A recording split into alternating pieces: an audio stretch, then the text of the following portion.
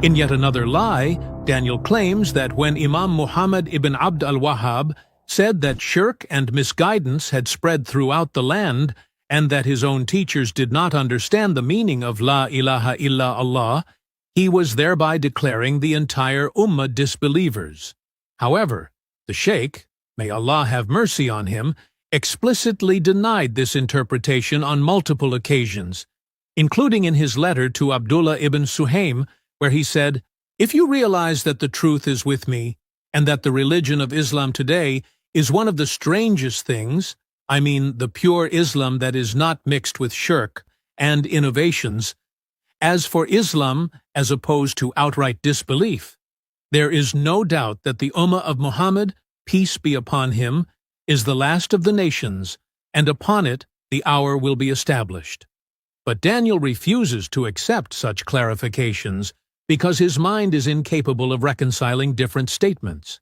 So I ask, is it rationally or religiously impossible for shirk to spread widely, leaving only a small group upon pure tawheed? Absolutely not.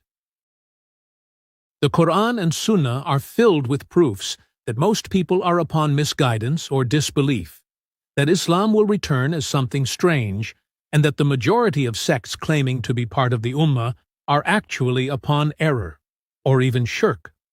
If we were to list the statements of the great scholars on this matter, it would take a long time.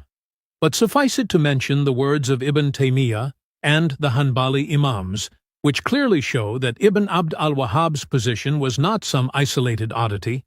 Many scholars before him said the same, contrary to what Daniel falsely and arrogantly claims. Again, compare this to Ibn Taymiyyah. Nowhere does Ibn Taymiyyah make such sweeping statements. After explaining various types of shirk and elaborating on aspects concerning the attributes of Allah, Shaykh al-Islam said, "I and others were initially following the doctrine of the forefathers in this matter, adhering to the beliefs of the people of misguidance regarding the two fundamentals. However, when it became clear to us what the messenger had brought, we faced a choice: to follow what Allah has revealed, or to follow what we found our forefathers upon. The obligation was to follow the messenger, and not be among those of whom it is said.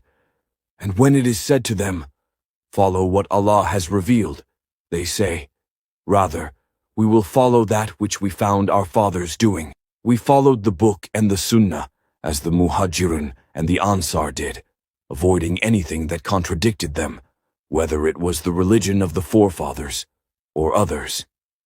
A closer look at his times, Ibn Taymiyyah frequently remarked that his era resembled the time of the people of Fatra, a period between messengers when revelation had ceased. He said, "When a person reaches the age of maturity, especially in these times and similar periods of Fatra that resemble aspects of Jahiliyyah, they may become tainted by various aspects of Jahiliyyah." So, your friends, the Asharis, whom you insist are somehow al-Sunnah and Imams of the religion, are, in Ibn Taymiyyah's own framework, almost identical to the people of Fatra. Also, Imam Ibn Adil-Hadi al-Hanbali echoed a nearly identical concern, stating, "Tawheed is singularity and exclusivity, and most of creation does not know the reality of Tawheed." Ibn al-Qayyim, the loyal student of Ibn Taymiyyah, who consistently aligned with his teacher's views, described the religious condition of his time with piercing clarity. "None of the devotees of these false tawagid believed that they create, provide sustenance, give life, or cause death. Rather, they did with them, and at their shrines, what their mushrik brothers today do with their own tawagid. These people have followed the ways of those before them, step by step, feather matching feather.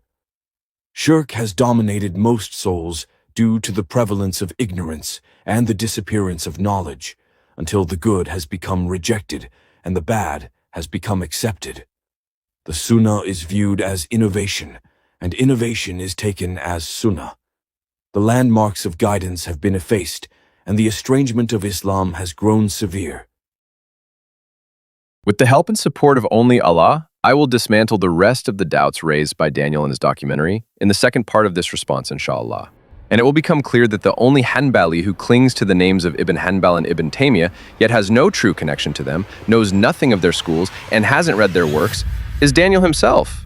So stay tuned.